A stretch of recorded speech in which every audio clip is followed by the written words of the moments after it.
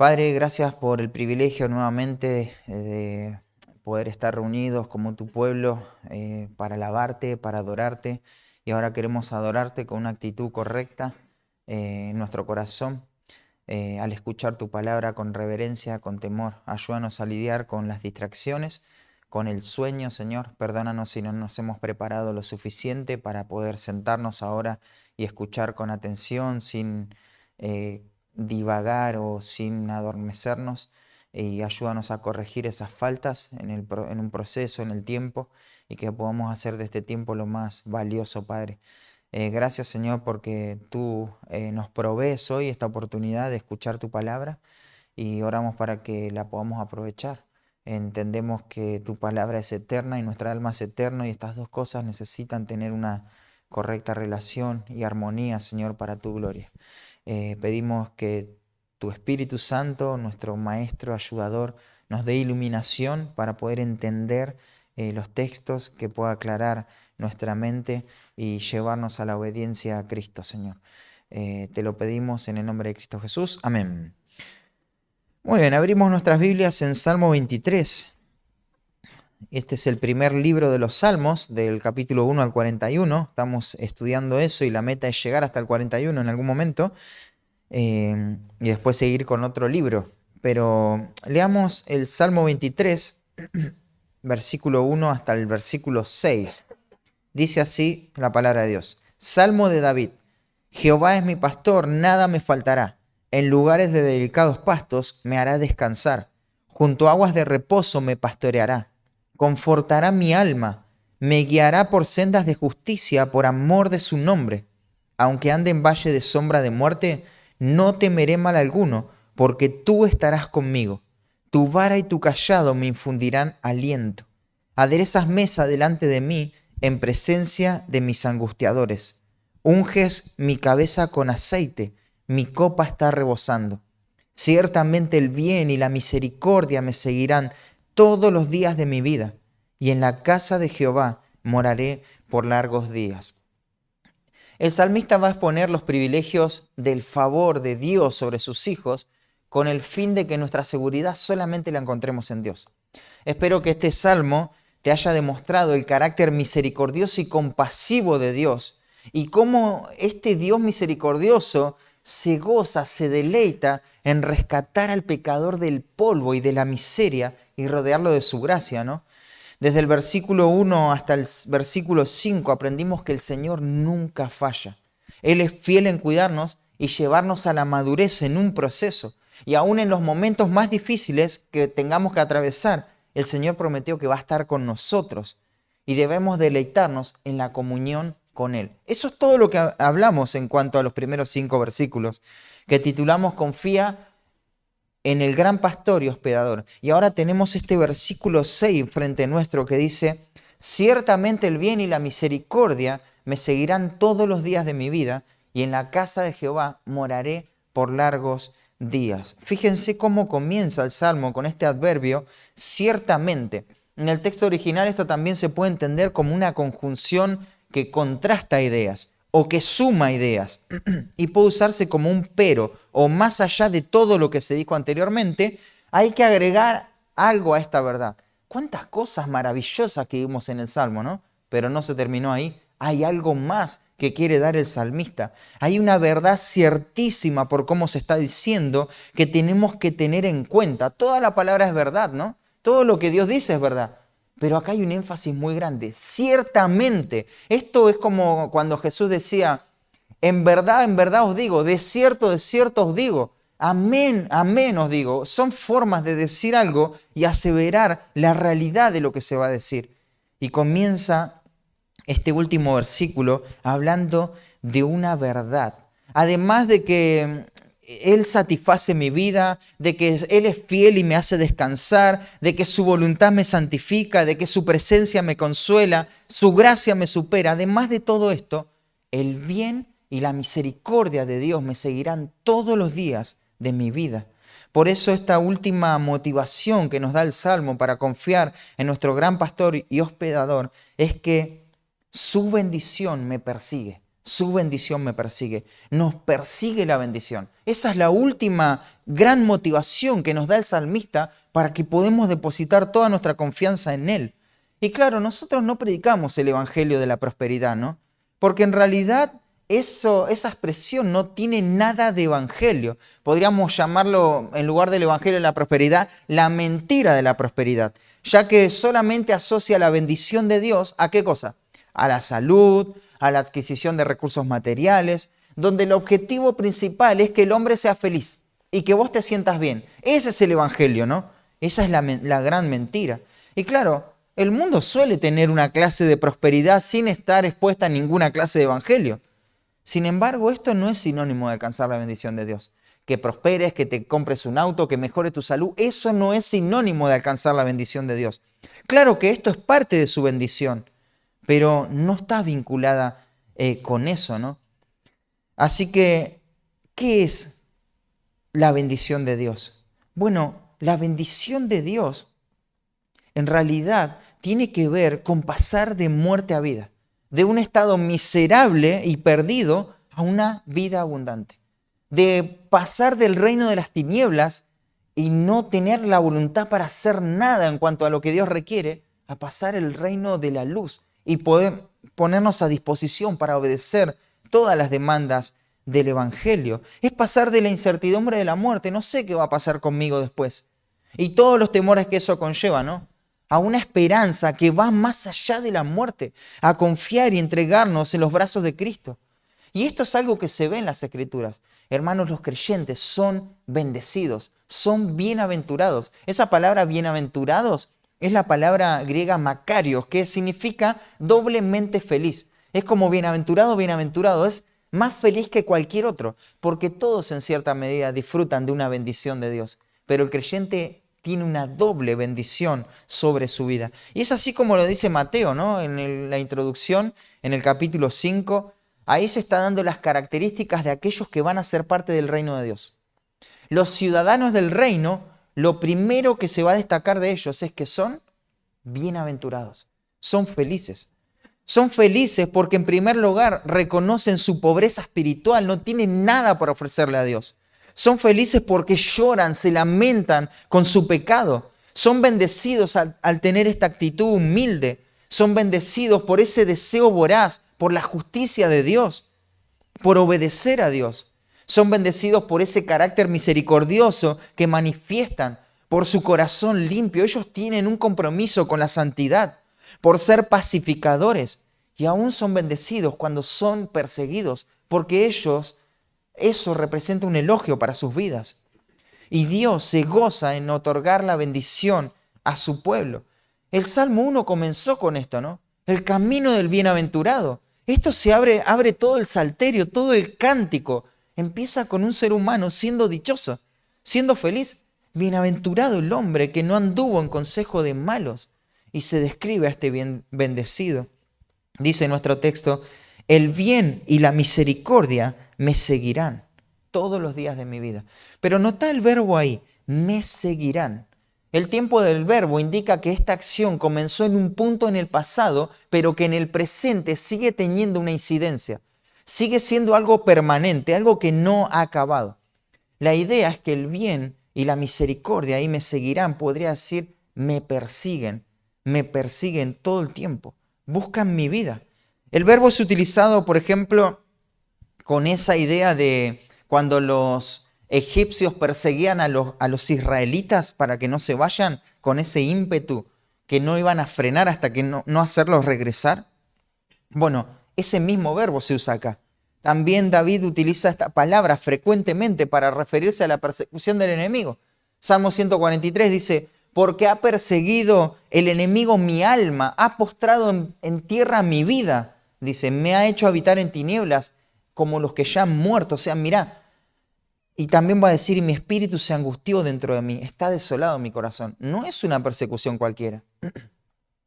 Es alguien que arremete contra otro con toda su energía, con toda su fuerza. Y David está diciendo, justo en este salmo que expresa confianza en Dios, que expresa la protección de Dios, que él está bajo persecución. Acá David está bajo persecución.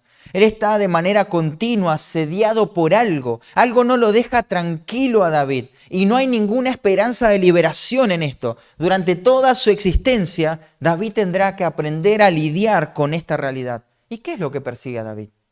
¿Qué es lo que está dejando sin respiro a este hombre? El bien y la misericordia. Eso es lo que persiguen a David. Es como si Dios ordenara el bien y la misericordia a perseguir a sus hijos.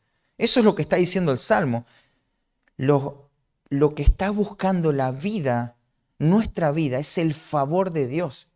El Señor lo hace, ¿no? Cada día dice, me perseguirán. Esto no es un deseo, esto es una garantía. No es algo que, bueno, podría pasar. No, esto es lo que va a suceder. No es algo que podría llegar a ser, es una realidad de lo que será. ¿Cuándo? ¿Cuándo va a ser esto?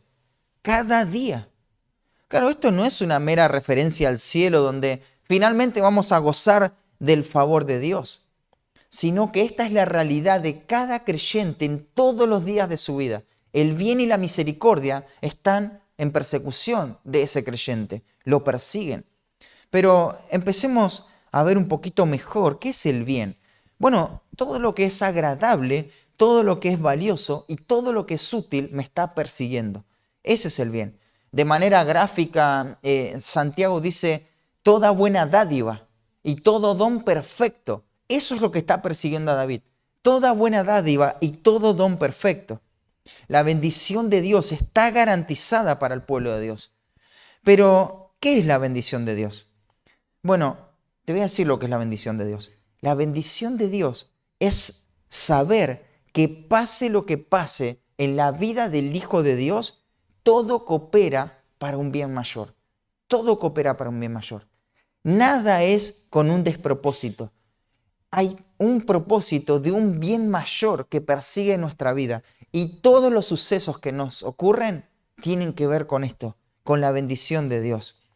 Nada llega a nuestra vida sin el permiso y la providencia divina. Qué bendición, ¿no? Saber que alguien está a cargo, poniendo límites para que solamente llegue el bien a nuestra vida. ¿Te acordás la vida de Job? Fueron cosas terribles las que él tuvo que pasar, extremas, ¿no? Perder a sus hijos, perder todos sus bienes, tener una enfermedad mortal. Sin embargo, en ese diálogo en el cielo que vemos límites. No toques esto, no toques su vida. Dios poniendo límites. ¿Por qué? Porque hay un bien mayor, un bien que él lo pudo ver. ¿Y cuál es el fin de Job? Él pudo contemplar, de acuerdo a lo que dice Santiago 5, que el Señor es muy misericordioso y compasivo.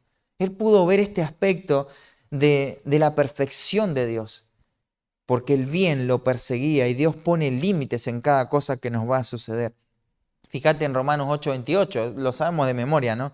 Y sabemos que a los que a Dios aman, todas las cosas les ayudan a bien, a bien.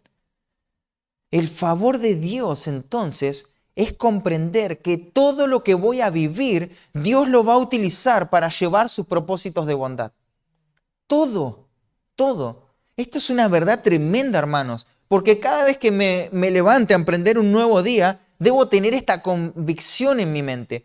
Todo lo que me va a suceder, y no sé lo que me va a suceder, todo va a rodear mi alma para un bien eterno que ahora no conozco. O sea, y vos le podés decir eso a cualquier otro creyente, que Dios te bendiga. Y vos le decís bajo esa misma convicción, todo lo que hoy te va a suceder tiene que ver con el bien que te está persiguiendo en este día. En Salmo 91, 14 y 15 dice, por cuanto en mí ha puesto su amor, yo también lo libraré, le pondré en alto por cuanto ha conocido mi nombre, me invocará y yo le responderé, con él estaré yo en la angustia y lo libraré y le glorificaré. Qué precioso salmo, ¿no? Ahora, claro, sabemos que hay un bien porque Dios está con nosotros y cada cosa que nos ocurre responde a eso, ¿no? Que el Señor está ordenando. Pero imagínate la vida de los incrédulos. No es la misma realidad. Los que no son del pueblo de Dios no gozan de esta protección divina sobre sus vidas. Ellos no disfrutan de esto. Hay despropósito en las circunstancias que tienen que atravesar. y caen en la desesperación porque no poseen ningún tipo de bien celestial. El bien y la misericordia no han sido ordenados para perseguir a los inconversos. No, no poseen ningún valor espiritual de parte de Dios. No hay ninguna bondad para uno que no es el Hijo de Dios, porque esto está solamente, exclusivamente dicho para creyentes. Así que ninguna cosa que le pase a un inconverso coopera para un bien mayor. Nada, nada. Ellos están vulnerables a recibir cualquier tipo de daño y no entender absolutamente nada, y que eso no tenga ningún propósito y que no les conduzca absolutamente a nada. Eso es trágico, porque solo al creyente lo va a perseguir el bien y la misericordia. Y uno dice, bueno, claro, hay algunas cosas que necesito aclarar en este punto. Hay una bendición de gracia para todos los seres humanos que todos vamos a recibir por poseer la imagen y semejanza de Dios por creación, ¿no? Por eso solamente Dios derrama una medida de bendición en cada ser humano. Por ejemplo, hace salir su sol sobre buenos y malos, y eso es una bendición. Hace llover sobre injustos y justos, y eso es una bendición. O sea, hay una gracia, vamos a llamarla así, una gracia común, no porque sea barata, sino porque es común a todos. Es común, es compartida a todos. No es una gracia especial, no es una gracia perdonadora, ni transformadora, ni santificadora, sino que es una gracia común que comparten todos los seres humanos. Por ejemplo, un papá que tiene un hijo y lo ve crecer. Aunque este padre sea inconverso, de todas formas, ¿esto qué constituye? Una gracia, una bendición para su vida. Aunque está limitada, porque este papá inconverso no tiene ni idea la trascendencia eterna de lo que ese evento de ver crecer a su hijo representa a los propósitos de Dios. No tiene ni idea. Él no posee el favor de Dios. El Hijo de Dios solamente puede ver todo esto, ¿no? Así que él puede disfrutar una parte de esa felicidad, pero esa felicidad, ¿a quién va dirigida? Hacia él mismo. Y ese es su objetivo. Cuando él ve crecer a su hijo, él quiere ser feliz. Y quiere que su hijo sea feliz, porque de esa manera él también es feliz. Y no hay nada de malo en eso. El punto es cuando se termina todo ahí. No hay más que eso, más que ver que mi hijo sea feliz para que yo esté feliz, para que toda mi familia esté feliz. Así que él va a utilizar las herramientas que le van a dar. Por ejemplo, él va a ir a fuentes para instruir a su hijo de acuerdo a la sabiduría del mundo. Porque los principios bíblicos pueden entorpecer esa felicidad. Pueden poner tensión en la relación, incluso en la relación matrimonial. Pero escuchemos mejor, por ejemplo, la crianza respetuosa. Escuchemos esa clase de filosofía. Démosle tiempo al niño, démosle su espacio. No lo limitemos y no le impongamos absolutamente nada. Dejamos que él vaya solamente creciendo por la mera imitación. Pero no impongamos nada porque podemos reprimir al niño. Claro, todo eso ¿en qué está basado? En un fin en sí mismo. Pero no tiene nada que ver con la gloria de Dios. No tiene nada que ver con lo que hace la mamá de Proverbios 31, que en lugar de no reprimirlo, va a cargar el corazón del niño. Porque eso es tener una perspectiva eterna de la bendición de Dios. Y el inconverso jamás va a alcanzar eso. Claro que de muchas maneras, a veces esa filosofía del mundo afecta aún a la iglesia, ¿no? Y después tenemos que lidiar con mentiras. Recibimos esta bendición de Dios, pero ¿para qué, no? Pero imagínate un papá creyente. Un papá creyente entiende la trascendencia de esta gracia, porque él sabe que además de llenar de alegría su corazón, este hijo posee un alma eterna, que se puede salvar eternamente o se puede perder eternamente. Y aunque la salvación es personal, el papá va a administrar todos los medios que derivan solamente de la palabra de Dios para criar a su hijo y preparar su corazón para que este hijo reciba el evangelio. Así que este papá recibe esta bendición común, pero además recibe el favor de Dios, porque él puede interpretar qué significa esta bendición en su vida. ¿Qué significa tener un hijo? ¿Qué significa tener un matrimonio? Cosas comunes. ¿Qué significa tener un trabajo? no es la misma bendición para un creyente que para un inconverso. Porque para ellos muere en un fin en sí mismo. Para un creyente, el creyente ve la trascendencia de eso en los propósitos de Dios. Por eso un incrédulo, ningún incrédulo, es receptor del favor de Dios de manera especial. Ellos no lo pueden tomar así. Porque solo los que aman a Dios, todas las cosas, sin dejar afuera ninguna, todas las cosas les ayudan a bien. Y en la Biblia, amar a Dios es el resultado de la fe, ¿no? Nadie en la Biblia que no ama a Dios no es creyente. Y nadie que es creyente no ama a Dios. En la Biblia es así. Es como un sinónimo. Este es creyente, ¿por qué? Porque ama a Dios. Y ama a Dios, ¿por qué? Porque es creyente. Son sinónimos, son términos intercambiables que se van a ir dando en la Escritura. Por eso Pablo dijo en 1 Corintios 16, 22, el que no amara al Señor Jesucristo, sea anatema, el Señor viene. O sea, sea maldito, está diciendo Pablo. Sea totalmente entregado a la destrucción. Déjame decírtelo de otra manera. Los que no aman a Dios, los que no creen, los que no han recibido la gracia del Evangelio, para ellos ninguna cosa les ayuda bien. No tienen ningún bien. No se topan con ningún favor de Dios. Ellos no tienen el favor de Dios. Nada. Nada de lo que hace, nada de lo que vive, nada, absolutamente nada coopera para la gloria de Dios y todo lo que vive no sirve para nada. No tienen el favor de Dios. Y te lo voy a decir de otra forma. Dios está airado con el impío todos los días. No solo que la gracia, el bien no lo persigue, sino que la ira de Dios lo persigue. Es tremendo eso.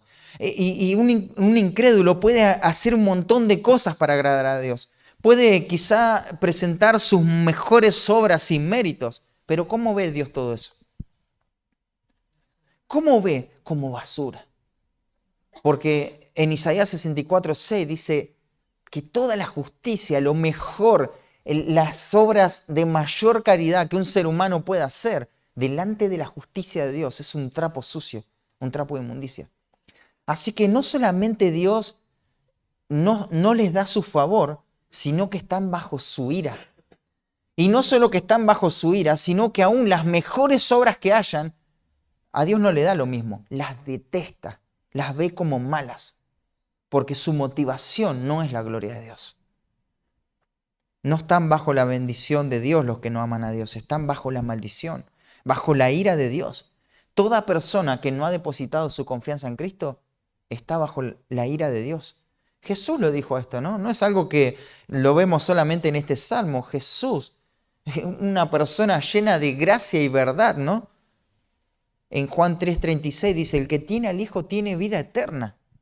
Pero el que rehúsa creer en el Hijo no verá la vida, sino que la ira de Dios está sobre él.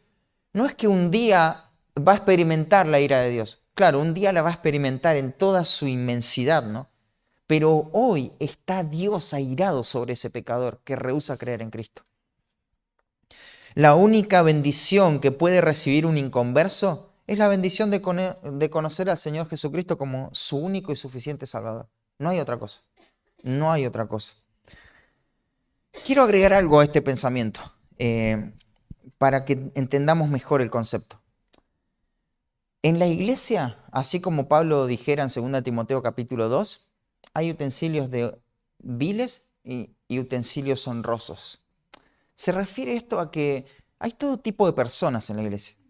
Hay algunas personas que Dios las va a usar para su gloria, pero hay otras personas que no sabemos cuáles son las motivaciones por las que están en la iglesia, pero no son la iglesia. No son la iglesia.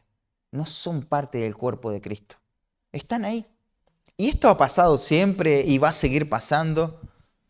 Hay muchos inconversos en la iglesia. Y vos decís, ¿para qué quisieran venir inconversos a la iglesia? Bueno, aunque ellos no son salvos, ellos reciben cierto beneficio o son salpicados por la bendición que el pueblo de Dios recibe. Es como que es el efecto de la bendición del pueblo de Dios, pero no es una bendición directa sobre sus vidas. Déjamelo déjame que te lo explique de esta manera. Primero quiero hacer un punto. Pues sí, bueno, pero ¿en la iglesia pasa esto? Sí, pasa esto. Hay personas, no lo sé yo, no conozco los corazones, pero puede haber personas acá que sepan que no son salvos. Yo no soy salvo. No me rendí a Cristo todavía. Tienen 1000 argumentos todavía en su mente. Y hay otros que no son salvos también, pero que están engañados. Eso es un peligro mortal, ¿no? Hablamos de eso un poco y es el autoengaño, ¿no? Es engañar el corazón. Sea un caso, sea el otro, no recibe ninguno de los dos la bendición de Dios de manera directa. Pero sí están en el contexto donde parte de esa bendición se derrama en sus vidas, pero de forma secundaria. Mira, Pablo le dijo a los corintios lo siguiente en el capítulo 7 de Primera de Corintios. Dice, porque el marido incrédulo es santificado en la mujer y la mujer incrédula en el marido. ¿Qué significa esto? Claro, además del sentido principal que este pasaje tiene, podemos reconocer algunas implicaciones secundarias. Y mira, el marido incrédulo es santificado en la mujer y la mujer incrédula en el marido. ¿Esto qué supone? ¿Quiere decir que el marido incrédulo es salvo porque la mujer es salva? No, ¿no? Y en caso al revés tampoco, porque esto violaría otro principio. La salvación es ¿qué? Es personal. Pero un marido incrédulo es santificado en la mujer. Eso implica, por decirlo de alguna manera, es afectado por la bendición que esta mujer creyente tiene. Entonces afecta y le da cierto beneficio a este hombre incrédulo. Pero él no es parte del pueblo de Dios. O está engañando su corazón, o sabe que no es parte del pueblo de Dios, pero le conviene venir a la iglesia. Le conviene. Por más que pierda un domingo a la mañana, le conviene, porque toda su familia está protegida en este ambiente. No están en la calle, no están en las drogas, les enseñan principios morales elevados, altos. Entonces a este hombre le conviene, o a esta mujer, sea cual sea el caso. Reciben cierta bendición, pero están engañados y se van a ir al infierno porque ellos creen que son bendecidos, pero no son bendecidos. Son afectados por la bendición de otros, ¿no?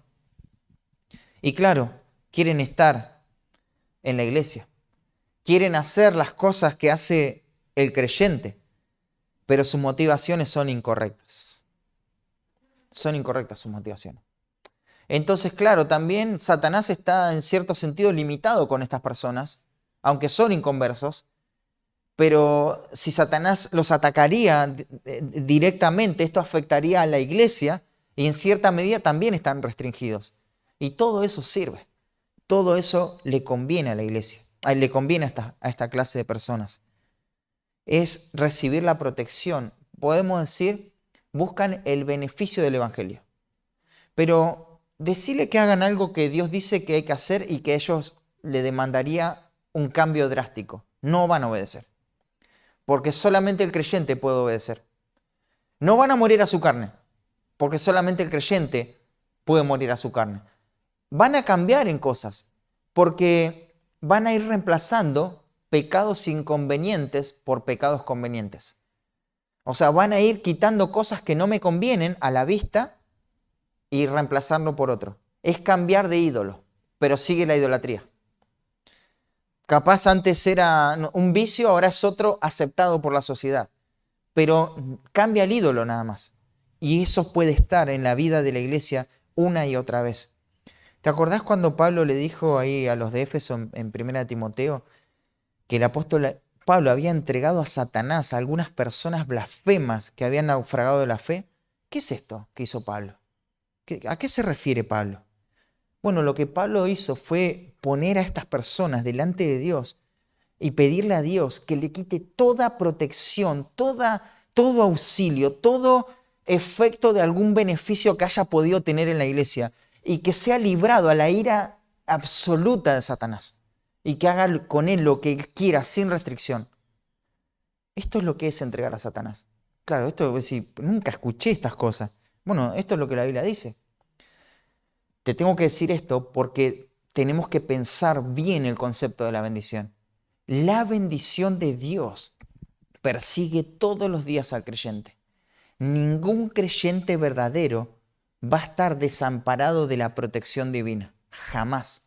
Y cada vez que le pase algo a un creyente, Va a haber límites. ¿Te acordás? 1 Corintios capítulo 10. No nos ha sobrevenido ninguna tentación. Ahí es prueba que no sea humana.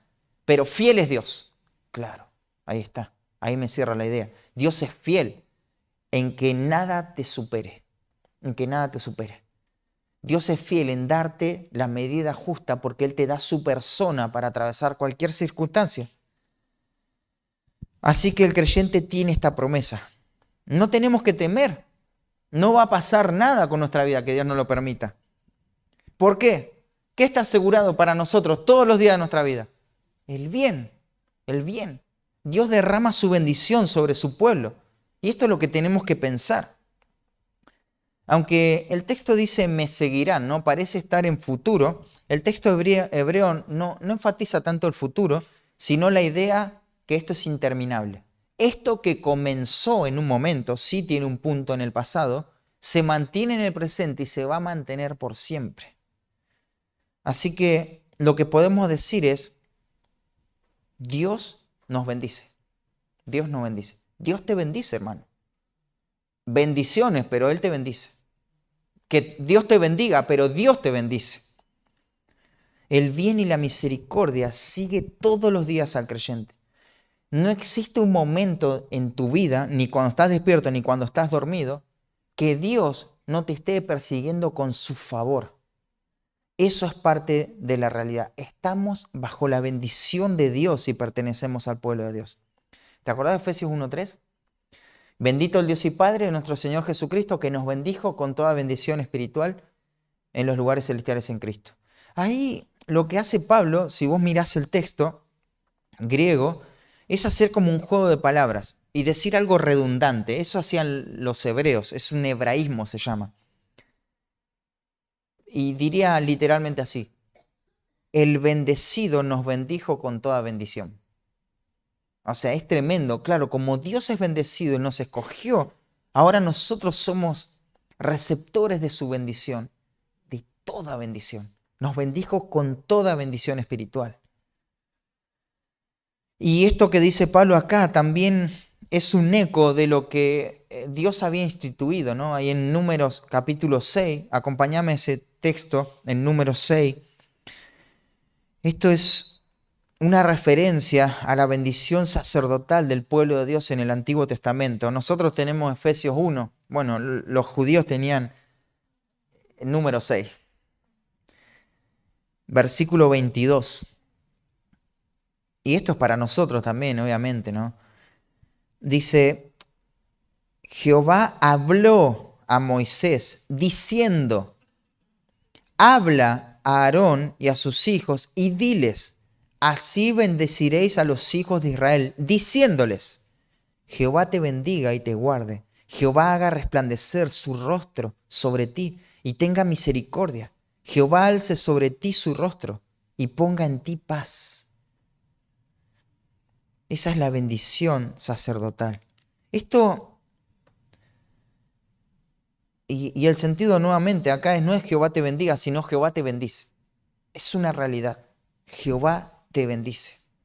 Pero fíjate las palabras estas, quiero poner un énfasis ahí. Y ahora te voy a decir por qué. Primero pensá, dice, diciendo, versículo 22. Versículo 23, habla. Y versículo 23, diles. Y también versículo 23, diciéndole. Esas 4 palabritas. Diciendo, habla, diles, diciéndole. Fuiste llamado para que heredases bendición. Para eso fuimos elegidos, ¿no? Así que el pueblo de Dios en ese momento y ahora también, todo el tiempo debe estar recordándose a uno a otro las bendiciones que ha recibido. Eso es lo que tenemos que hablar. La palabra habla tiene mucho énfasis. Todo el tiempo tenemos que hablar esto. Tenemos que hablar cuán bendecidos somos, cuánto nos ha bendecido el Señor y cómo esa bendición responde a un propósito mayor en nuestra vida. Y esto es lo que tenía que hacer el pueblo de Dios por siempre. Según el pasaje de Números, entonces, una bendición auténtica es una palabra que viene de parte de Dios, donde yo le digo al pueblo de Dios y les garantizo lo que va a suceder. Esas son las bendiciones bíblicas. No le digo algo a futuro, no estamos hablando de eso. Le estoy diciendo que es bendecido. Y le puedo decir algo futuro. Mira, hoy vas a trabajar. Todo lo que te suceda en el trabajo es el bien y la misericordia de Dios. Cooperando para un bien mayor. Ayudándote porque vos amas a Dios. Así que Dios te bendice. Bendecir al pueblo de Dios es decir algo que viene de la palabra de Dios misma con toda seguridad, confiando en que su gracia me persigue. Las bendiciones tienen que ver con lo que Dios dice que es bendición. La bendición que le digo al pueblo de Dios no son buenos deseos que invento. Ahí te voy a inventar algo, ¿viste?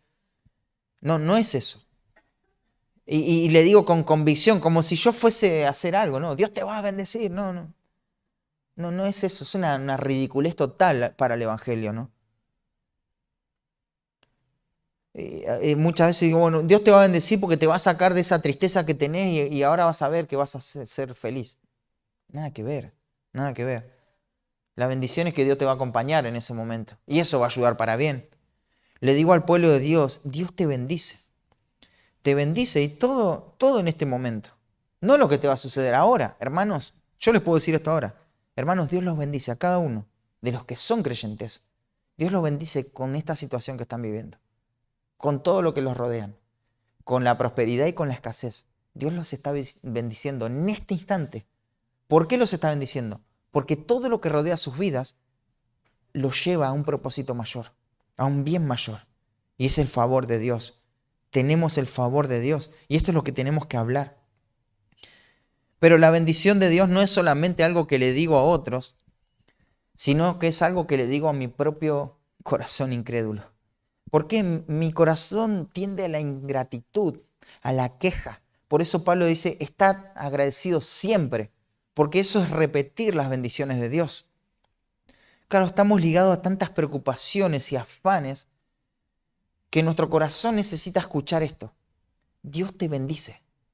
Yo le tengo que decir eso a mi propia alma. Dios te bendice. Acompáñame a Salmo 103 y veamos ahí un versículo precioso también este texto.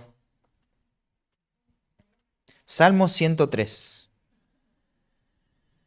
versículo 1 dice, y versículo 2, Salmo de David, bendice alma mía a Jehová, y bendiga todo mi ser su santo nombre.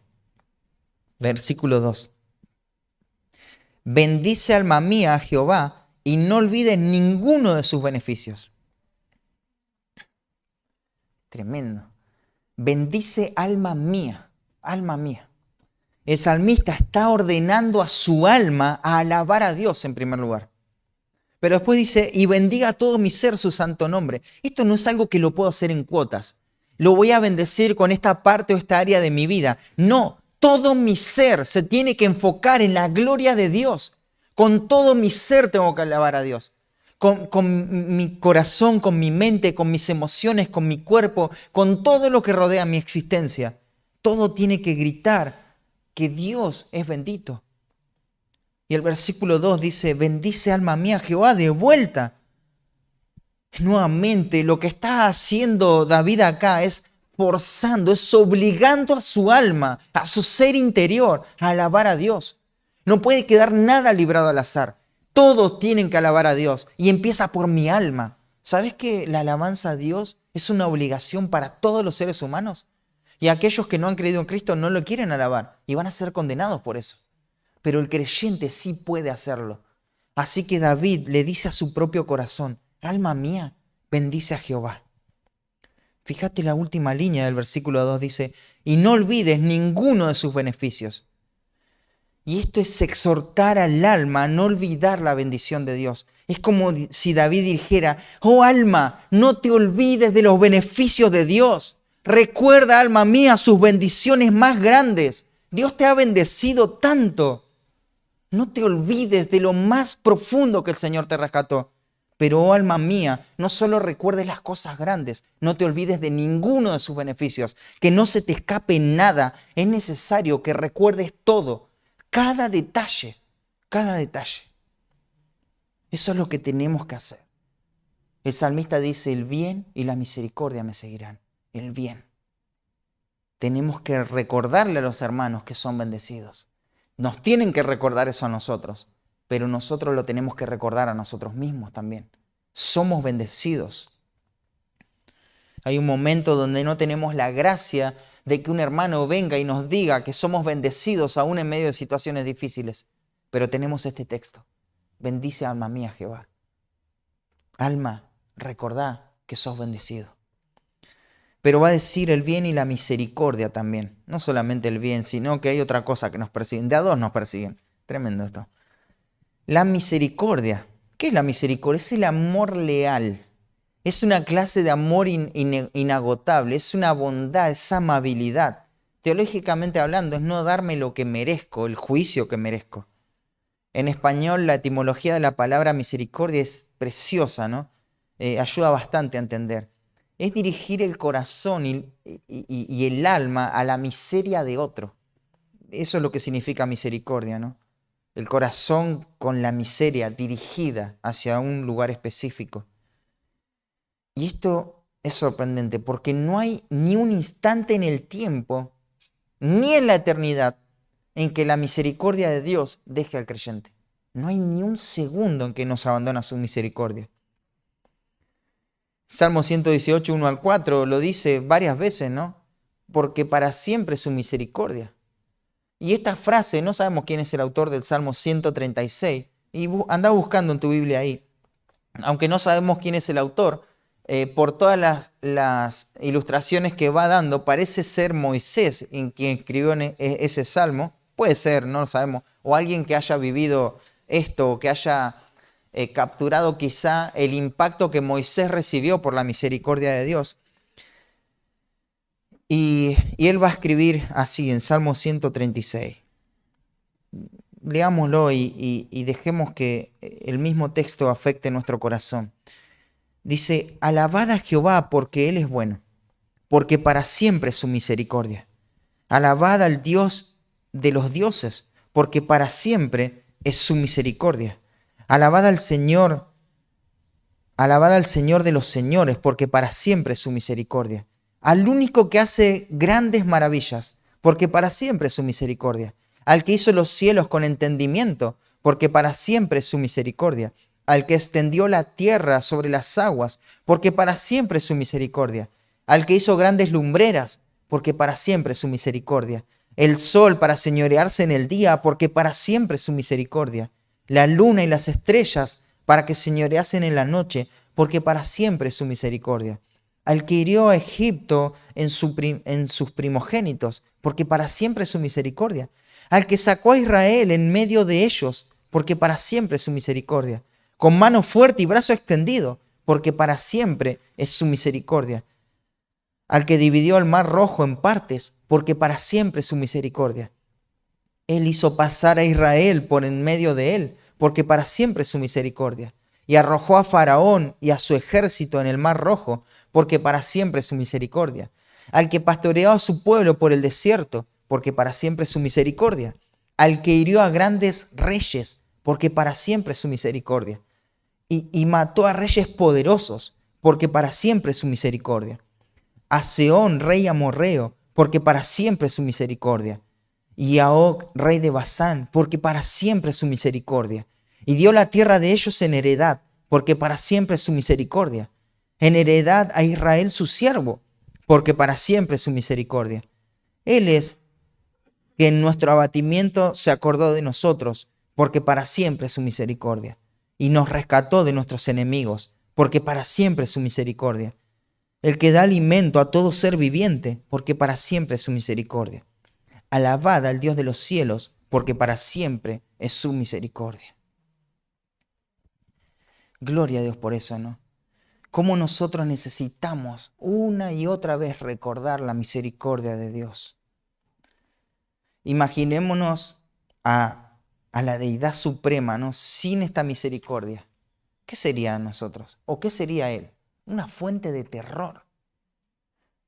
Pero agradezcamos a Dios por su misericordia. La misericordia de Dios puede definirse como una bondad o amor de Dios hacia los que se encuentran en miserias y angustias espirituales, y sin tomar en cuenta que se lo merezcan. La gracia, por ejemplo, para diferenciarlo un poquito con la misericordia, siempre decimos que la gracia es algo que recibimos que no merecemos. Y la misericordia es, no, Dios no nos paga conforme a lo que sí merecemos. Pero un poquito más amplio sería que la gracia contempla al ser humano como culpable y por consiguiente necesitado de perdón, mientras que la misericordia de Dios lo contempla como alguien que carga con las consecuencias del pecado, que está en esa condición lamentable y que por lo tanto necesita ayuda divina. Claro, la misericordia contempla esto, sabe que la persona sufre por su pecado, ¿no? Pero la misericordia de Dios es una perfección en Dios, es un atributo de su carácter, es múltiple, no falla nunca. En Lamentaciones 3:22 dice, nunca decayeron tus misericordias. Es un aspecto del afecto y cuidado paternal de Dios. En el Nuevo Testamento dice que Dios es el Padre de misericordias. Dios mostró su misericordia de la manera más grande en quién? En la persona de Cristo, ¿no? Cristo es la expresión más grande de la misericordia de Dios. Y a su vez Cristo mostró la misericordia de Dios todo el tiempo mientras estuvo en la tierra y aún muestra la misericordia de Dios intercediendo por nosotros como sumo sacerdote ahora. Nunca nos deja su misericordia. Dios nos da misericordia y nos provee salvación en todos los aspectos que nuestra vida requiere. Él nos santifica, eso es su misericordia. Y al final, cuando Cristo regrese, vamos a ser salvos completamente, ¿no? Porque para siempre su misericordia, Él la sostiene. Y nuevamente, acá hay una clase de misericordia que Dios tiene para con todos los hombres también. Una misericordia general, podríamos decir así, y una misericordia especial. La que se refiere el Salmo tiene que ver con esto especial, con esto que solamente el Hijo de Dios lo puede recibir. Pero también hay una misericordia general para aquellos que no han depositado su confianza en Él. Porque vos ponete a pensar, ¿por qué Dios no destruye al pecador no arrepentido cuando éste se rebeló contra Él? ¿Por qué no lo destruye en este mismo instante? ¿Por qué sus pecados se siguen acumulando uno tras otro? Podríamos decir que lo único que sostiene a ese pecador es la misericordia arbitraria de Dios, porque Él ya es un hijo de ira. No es que tiene que hacer algo más para llegar al colmo. Sus pecados ya llegaron al límite, desde el momento incluso desde que nació. Así que Él está caminando por algo muy débil en este momento. Él debe clamar a Dios, al Dios misericordioso. Entre tanto está cercano. Mira, la misericordia se mantiene de manera permanente solamente para el Hijo de Dios. Solo para el Hijo de Dios. Pero no es esa misericordia permanente para el que no es un hijo de Dios. Un día va a dejar de tenerle misericordia y lo va a destruir. Como decía Jonathan Edwards, decía, lo único que sostiene un pecador entre la perdición eterna es como si fuese una capa de hielo fina, donde él está caminando y están todas las grietas, está todo partido. La misericordia de Dios es una capa fina que en cualquier momento se rompe todo y nunca más va a poder gozar de la misericordia de Dios, porque solamente recibió una misericordia general y no especial. Él no fue perseguido por la misericordia de Dios. Esto nunca le va a pasar a un cristiano. Sea como sea, nunca un creyente va a caer de la gracia, la misericordia de Dios. Claro, ¿qué significa esto? ¿Que siempre Dios nos va a perdonar y va a hacer todo lo que queramos, todo nuestro sueño? No, no, no, no. Siempre nos va a perdonar, sí, pero hay oportunidades que vamos a perder en la misericordia de Dios. Hay tiempo que vamos a perder a pesar de la misericordia de Dios. Hay consecuencias que vamos a tener que cosechar, pero Dios nos tiene misericordia igual. Si no atendemos nosotros responsablemente las necesidades en el hogar, va a haber consecuencias, a pesar de la misericordia de Dios. Si no somos disciplinados en tener una vida espiritual consistente, en tener hábitos piadosos, eso va a afectar nuestra vida, a pesar de la misericordia de Dios. Si no instruimos a nuestros hijos en los principios bíblicos y después vamos a recibir las consecuencias, a pesar de la misericordia de Dios. Pero lo que sí podemos afirmar es que jamás vamos a caer de su misericordia. Nos persigue en cada momento. Nos rodea su misericordia, dijo David también. Cada aspecto de nuestra vida, podemos pensarlo así, es el corazón de Dios acercándose a nuestras miserias. Pensarlo de esta manera. ¿Por qué vos no sos uno más de aquellos que te cruzaste en el camino para venir a la iglesia? No sé con quién te cruzaste, pero capaz te cruzaste con alguno que decís, esta persona está re perdida. Mirá, está allá. Yo me levanto para ir a la iglesia y él se está yendo a dormir quizás. Eso es misericordia, ¿no? ¿Qué hiciste vos para merecer esto? ¿Qué hicimos nosotros para sentarnos acá, ponernos de pie y empezar a cantar alabanzas a Dios? ¿Qué hicimos nosotros para eso? Es su misericordia. ¿Sabes cómo se ve la misericordia de Dios?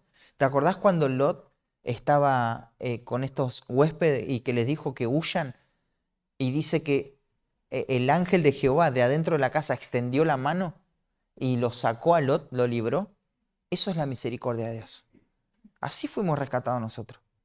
Tuvimos que ser rescatados, llevados a misericordia, traídos a misericordia. Porque nosotros no queríamos creer en el Evangelio. No es que, yo siempre fui religioso, a mí esto siempre me interesó. Dios te estaba buscando por su misericordia. No eras vos, era Dios. Así que hermanos, pensemos en la misericordia de Dios. No dejemos de lado su misericordia en nuestro corazón, en nuestra mente. Desde el momento que nos olvidamos de esto, ¿sabes lo que pasa en nuestro corazón? Empezamos a reclamar derechos. Decimos, yo merezco que me digan esto, yo merezco que me traten así, yo merezco que me den esta oportunidad, yo merezco esto, yo merezco al otro. Es la misericordia de Dios, es la misericordia de Dios. Y si Dios la administra como Él quiere también. Lo que podemos estar seguros es que Él la da a todos sus hijos. ¿Cuándo? Todo el tiempo. Comienza en el acto más grande, en la salvación. ¿Y cuándo va a terminar? Nunca, jamás, jamás. No se termina nunca. Y por si fuera poco, la última línea dice, y en la casa de Jehová moraré por largos días. Quizás esta última expresión podría ser un paralelismo sintético de la primera línea, ¿no? Puesto que el bien y la misericordia de Dios me van a perseguir todos los días de mi vida, entonces en la casa de Jehová moraré por largos días, o sea, ya voy a terminar ahí. La casa de Dios, ¿a qué se refiere? Bueno, al lugar de adoración, donde la presencia de Dios era manifestada. Pero la verdad es que si vos sacás cuenta, ¿cuándo se construyó el templo? Después de que murió David. O sea, ¿a qué se hace referencia? Bueno, aunque el templo se construyó después de que murió David, el hecho de la casa tiene que ver con el concepto de morada. Y a lo que hace referencia David acá no es tanto un lugar específico acá en la tierra, sino una morada eterna. Y dice, bueno, Él es mi pastor, Él es mi compañero, Él me invita a la comunión. Bueno, ya está, me quedo en su casa. Me quedo a vivir ahí. Ya voy a estar ahí por siempre. Hoy lo que hacemos es una práctica de lo que tiene que ser nuestra vida en el cielo, como creyentes. Nos vamos acostumbrando a ese tipo de hábitos, porque al final no somos moradores de la tierra. Somos peregrinos en la tierra. Somos personas que estamos de paso, sí que queremos ir a nuestra casa. Y David lo que está diciendo acá es una referencia al cielo. Voy a estar por siempre. Esto se refiere a la gloria de Dios. Pero hay algo interesante. Cada creyente puede decir con toda seguridad que va a estar en el cielo. Lo podemos decir. Podemos decir eso. Qué confianza, hermanos. Qué confianza que podemos tener en Dios. Vida eterna significa vida eterna. Por siempre. Alguien salvo no puede perder la salvación. Así que esto no significa hasta que peque de vuelta, esto significa eterno. Pero no solo eso, no solo lo puede decir, sino que puede saber que es salvo. No tiene ninguna duda sobre este asunto. No es que estoy dudando sobre si soy salvo o no. La duda en realidad viene por no comprender verdaderamente la obra suficiente de Cristo a nuestro favor. Y Cristo dijo que ya está todo pagado. Ahí el término teleo, tetelestai, en ese tiempo, cuando lo dijo Cristo, es ya está todo saldado, ya se pagó la deuda. No hay nada que hacer. Solo es una expresión de su obra salvadora en nuestra vida, ¿no? La duda viene porque a veces no se puede comprender lo que estaba en juego en el Calvario. No se alcanza a dimensionar esas palabras de Cristo en la cruz, en sus horas más tristes, ¿no? Y piensan que pueden agregar algo a la salvación. No es entender de manera apropiada qué es la redención, qué implicó que Cristo pague un precio completo y efectivo, a precio de sangre, ¿no? El creyente no solo sabe que es salvo, no solo puede aseverar que es salvo. Si le preguntan, él lo tiene que decir, soy salvo, porque el bien y la misericordia me persiguen. Esta era una canción, lo tiene que cantar, somos salvos. Y vos decís, pero qué arrogante decir que, no, si yo no hice nada, estoy alabando al Señor. Sí, pero sí soy salvo. No tengo temor de decir que soy salvo. Che, y vos ya que me estás predicando el Evangelio y me decís que me voy al infierno, vos también, ¿no? Me imagino, porque es tremendo lo que me estás diciendo, la carga del pecado, la culpa, la incapacidad humana. Vos seguro que te vas al infierno también. No, yo me voy al cielo. ¿Qué me quedo al infierno? No, ni loco. O sea, voy al cielo. Si yo soy salvo. No, no hay ningún, no titubeamos en eso. No es que no, para no ser tan... Y si es la realidad, alabo a Dios por eso. Y entonces, ¿cómo? Yo me voy al infierno y vos te vas al cielo. Sí, porque yo no hice nada. ¿En qué se basa nuestra seguridad de salvación, hermanos? ¿Se basa en la obediencia? No. Se basa en la fe, en nuestra seguridad de salvación. Sabemos que somos salvos, no porque obedecemos. Sabemos que somos salvos porque creemos. El único requisito, por decirlo de alguna manera, es la fe. Porque por gracia sois salvos por medio de la fe. Y esto no es don de vosotros, pues es don de Dios, no por obras. Ahora, ¿qué hace la obediencia? Bueno, la obediencia lo que hace es manifestar de manera visible las marcas de esa salvación genuina. Expresa esa salvación. Si un creyente no obedece, vamos a ponerle entre comillas, creyente no obedece, ¿qué tenemos ahí? ¿Sabes lo que tenemos ahí? Una contradicción de términos. Creyente no obedece. No, el que no obedece es el hijo de ira. Los incrédulos no obedecen, los creyentes obedecen. Así que el creyente va a obedecer. Vamos a suponer que leo Joel 2:25 y dice que tengo que hacer un pozo ahí. ¿Qué hay que hacer? Un pozo ahí. Y no, pero ¿por qué? Si esto, lo otro, la pala, y no, no, hay que hacer un pozo ahí, listo. No, no importa si me gusta, no me gusta, si lo entiendo o no lo entiendo, el creyente obedece. Somos elegidos para obedecer y tenemos la capacidad por la obra de Cristo, si no, no podríamos obedecer a Dios. Al que se dice que es creyente, me gusta decirle que Dios dice esto y que lo tiene que obedecer, para que él pueda evaluar su corazón, si es que lo puede obedecer o no. Un montón de charlas a veces tenemos y obedece. Si sos creyente, obedece. Pero es un tiempito, después vuelta. Bueno, evalúa tu corazón, porque mirá, el creyente obedece. Y el que comenzó en vosotros la buena obra, la va a completar. Así que fíjate si es progresiva la santificación. Porque aquel que fue justificado obedece y es santificado. Y cerramos la idea del Salmo, dice en la casa de Jehová. ¿Cuándo se dijo Jehová en este Salmo?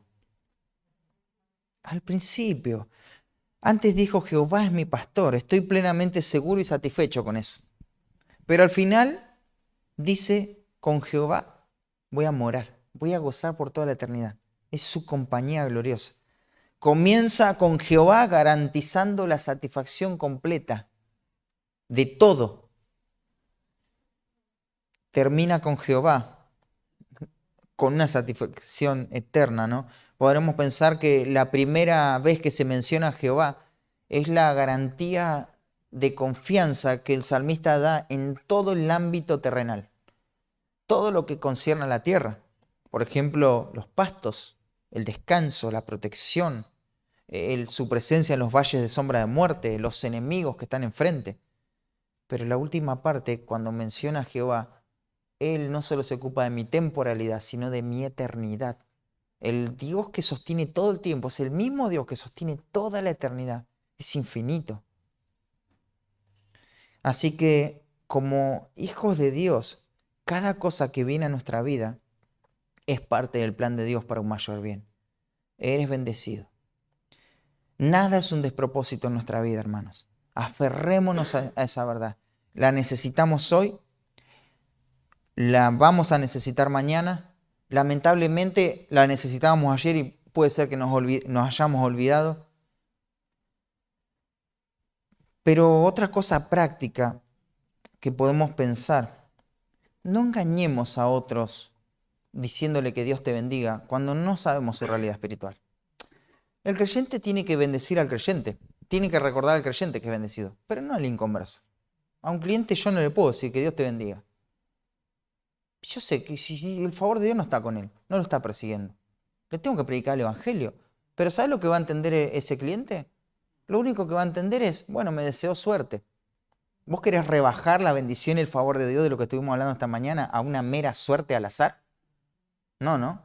Así que no tengamos esas muletillas que son nocivas para lo que es el concepto sustancioso de lo que significa la palabra. Que Dios te bendiga a un inconverso. Pero hay que tener criterio, tenemos que empezar a nutrir nuestro entendimiento con criterio bíblico, porque es importante hablar así. En Números capítulo 6 dice, háblales, tiene que ser parte de nuestro lenguaje hacia otros creyentes, pero no hacia un incrédulo. ¡Qué bendición! Si ellos no alcanzan la bendición, el favor de Dios, Dios está irado con ellos. Lo que puedo hacer es predicarle el evangelio, pero no desearle que Dios te bendiga. Sus problemas no son la enfermedad, que no tienen dónde dormir o un trabajo. Ese no es su principal problema. Eso es algo, una circunstancia en la vida que tiene que vivir hoy y que la conoces, pero es la oportunidad para predicarle el evangelio. No vamos a estar orando por, a ver, viene un incrédulo acá y no tengo trabajo, oren por mí porque no tengo trabajo. Sí, está bien, oro, pero oro para que en esta situación conozcas a Cristo. Pero no es importante que el incrédulo no tenga trabajo. Así que, hermanos, tenemos que tener criterio, evaluar. Pero claro, si le decimos hermano a cualquier persona y no sabemos siquiera si es nuestro hermano, ya le estamos mintiendo. No, el hermano tal, pero no sabés si es salvo. No lo sabés. Bueno, pero Dios conoce el corazón. Sí, pero la obediencia es parte de lo que nosotros tenemos que evaluar. Juan dijo que nadie te engañe sobre esto, ¿no? Primera Juan capítulo 3, versículo 5. Hijitos míos, nadie os engañe, es una orden. Juan no dio muchas órdenes en la carta, pero a eso sí hay que prestarle atención. No tenemos que confundir a las personas diciéndole hermano a alguien que no sabemos ni quién es. O que ya empezamos a saber quién es, vino, pero le preguntamos sobre el evangelio y no entiende. Ah, hermano, ya vas a entender. Pero tenés que ir obedeciendo. ¿Para qué querés que obedezca a un inconverso? ¿Para que autoengañe su corazón? Yo no le quiero decir nada que obedezca a un inconverso. Solo le voy a decir que obedezca a alguien que dice que es salvo, entonces tengo que obedecer. Pero a un inconverso le quiero enseñar, no sé, hermenéutica. ¿Qué interesa eso? Se va a perder eternamente, pero bueno, vas a ver hermenéutica al menos. ¿Qué le va a servir cuando esté siendo atormentado? ¿Me entendés? O sea, tenemos que tener criterios y tenemos que aprender a discernir dónde está el favor de Dios, dónde está la bendición de Dios, qué bendición, qué tal cosa. Tenemos que aprender a discernir, porque eso es dejar que la verdad vaya trabajando en nuestro corazón, ¿no?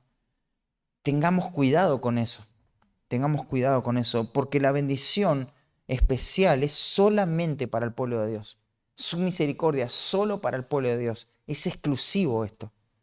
Si todavía no rendiste tu vida a Cristo y estás respirando en este momento, ¿qué es lo que te sostiene? Te estás colgando de un hilo muy fino y vas a perecer. No juegues con eso. No juegues con Dios. La misericordia de Dios no es, si es esa misericordia común, general, no es una garantía para tu vida. Así que rendite a Cristo. Y vos me puedes decir, no, pero mirá, Dios conoce mi corazón, ¿sabes cuántos años llevo en la iglesia? Hice esto, lo otro. Si Dios conoce tu corazón, tembla. Porque Dios conoce tu corazón. Vos me puedes engañar a mí, a cualquiera, pero Dios sabe la condición de tu corazón. Humillate hoy delante de Dios para no ser avergonzado por toda la eternidad. Y hermanos, nunca nos acostumbremos a la misericordia de Dios. Adoremos a Dios y alabemos a Dios por su misericordia, por haber mostrado compasión hacia nosotros cuando estamos atrapados en nuestras miserias por el pecado. Hagamos eso, hermanos. Padre, gracias por tu palabra en esta mañana. Gracias porque tú mandas que el bien y la misericordia nos persigan todos los días, Señor. Un día vamos a encontrar ese deleite profundo y pleno cuando estemos en tu morada por siempre, Padre. Y ayúdanos, Señor, a enfocar nuestro corazón hacia eso, a pensar en tus misericordias tan inagotables e incontables para nuestra vida. Ampáranos con tu gracia, Señor, y que podamos seguir meditando en tu palabra, Señor, y en todo lo que tú eres. En el nombre de Cristo Jesús. Amén.